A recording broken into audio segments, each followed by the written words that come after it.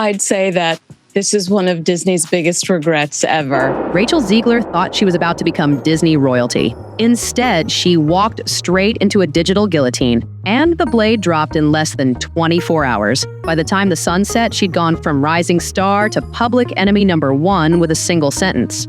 It's no longer 1937. I mean, the original cartoon came out in 1937, and very evidently so. And just like that, the internet snapped its fingers and declared war. The Variety interview was supposed to be harmless promo fluff, velvet chairs, apple props, the whole sanitized Disney circus. But Rachel lit the match when she tossed out that little line about Snow White rewriting her own story. This weird feminist thing where her heroine cannot be in love or be saved by a man, the prince. Twitter turned it into an inferno. TikTok did what it does best: sliced, diced, and mocked the clip to hell and back. A 96% spike in negative sentiment hit like a freight train.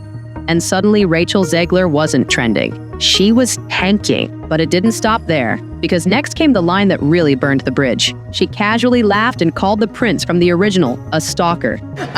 There's a big focus on her love story with a guy who literally stalks her. Yeah. Weird. Super weird. So we didn't do that this time. Not a metaphor, not a joke, just a snide remark wrapped in a chuckle, tossed into the flames like it wouldn't bite her back.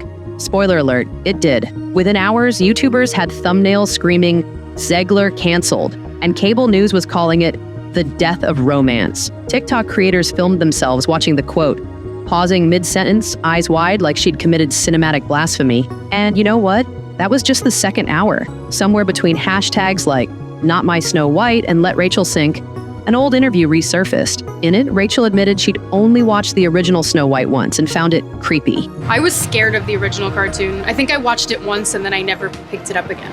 Like, I'm being so serious. I watched it once. Not charming, not magical, creepy. She said the ride at Disney World made her cry, not from joy, but from discomfort. And then I went on the ride in Disney World, which was called Snow White's Scary Adventures.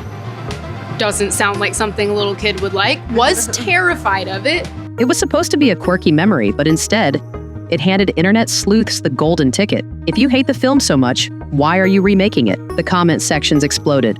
Threads piled up, accusations rolled in like thunder. And then came the dwarfs, or rather, the lack of them. First, Peter Dinklage had blasted the remake for keeping backward stereotypes, which already made headlines months earlier. Literally no offense to anything. They're very proud to cast a Latino actress as Snow White. It makes no sense to me. You're progressive in one way, but you're still making that backward story of 7 dwarves living in a cave. What the are you doing, man? But now, a group of dwarf actors came forward furious that the roles were removed altogether. One even said it was the biggest missed job opportunity of their lives. I think it was Peter Dinklage said, this is not right. This is demeaning. And they were like, what? We just want to work. We're dwarves. So now the movie was offensive if it had dwarfs, and offensive if it didn't. Disney couldn't win. And Rachel, she was caught in the crossfire of a debate she didn't even start. Just when things couldn't get worse, they did. Rachel was also starring in the new Hunger Games prequel. And when director Francis Lawrence described her character as anti-Katniss, fans of the franchise lost it. The backlash was instant. Twitter threads turned into boycott campaigns.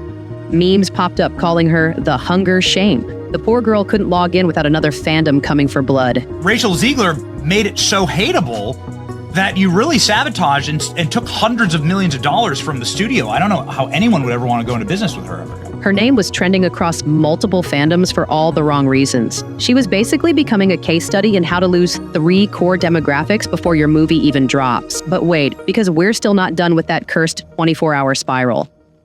While marching on a union picket line during the Hollywood strikes, Rachel made another headline.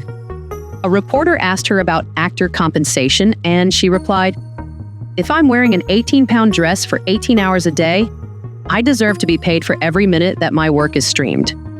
For every one of the 18 hours I am in the Snow White dress, I expect to get paid. And that quote, clipped, cropped, posted, viral, it was everywhere, minus the context. She sounded entitled, even though the full version was clearly about fair pay. But context doesn't go viral, controversy does. Meanwhile, Disney was quietly spiraling. she's now bragging about the success of Snow White, which is a movie that's going to lose hundreds of millions of dollars, and mainly because of her and because nobody wanted to support her. Executives started pushing Gal Gadot harder in promo material. Strategy meetings reportedly turned tense. Marketing teams were told to lean into visual spectacle, not cast interviews.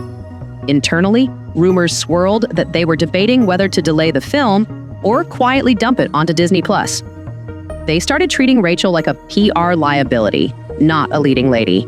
And even though none of this was official, the vibe was clear. Disney had buyer's remorse. If I'm Bob Iger, you know what we're doing? Emergency meeting. We're putting Snow White on hold for 2 years. By now, every interview Rachel had ever done was being dissected like it was part of the JFK files. Did she really say she doesn't care if people see the movie? Was she smirking when she called the prince creepy? She hated Snow White, mocked the fact that there was a prince and that she falls in love as opposed to leaning into her own power. Twitter declared her the face of Hollywood arrogance. Reddit called her box office poison. And some conservative pundits labeled her the poster child for woke gone wild. The actual film, still months from release. But the damage was done. All anyone remembered was the drama. Behind the scenes, things weren't much better. Internal Disney data reportedly showed a drop in ticket interest in key family markets. Analysts suggested the controversy might cost millions in revenue. And worse, her name became a punchline. In meetings, on podcasts, in group chats, once Hollywood's golden girl, now the cautionary tale of every casting director's nightmares. And guess what? Smart. Pay her a couple $1,000,000, go away. We're going to bring another person to play this role. And here's where it gets brutal. The night before the big Snow White premiere, Rachel was said to be backstage in tears. Her team was scrambling to get ahead of the headlines. PR experts reportedly pitched last-minute apology tour ideas. Talk show hosts were contacted. Offers were made to soften the backlash with a little self-deprecating humor. But the truth? It was too late. The internet had already decided. The crown didn't fit. So what do we make of this? And if she hadn't have opened her mouth, I think that this movie might have done well. They might have just been able to ride on the hopium of the movie and some well-cut trailers, and people would have paid to go see it. And then it would have fallen off when people knew it was garbage. A young actress went from celebrated to shredded in the time it takes most people to finish a pizza. And all because she tried to modernize a fairy tale that apparently the internet doesn't want touched. Her career might recover, or it might sit in the same vault as that deleted Prince subplot and those unpainted dwarf figurines. One thing's for sure, this wasn't just backlash, it was a digital execution, and it happened in less than a day. If you thought Disney's worst live-action remake was Pinocchio, wait till you see the fallout from this one. Hit that subscribe button before they recast the entire internet. I'm out.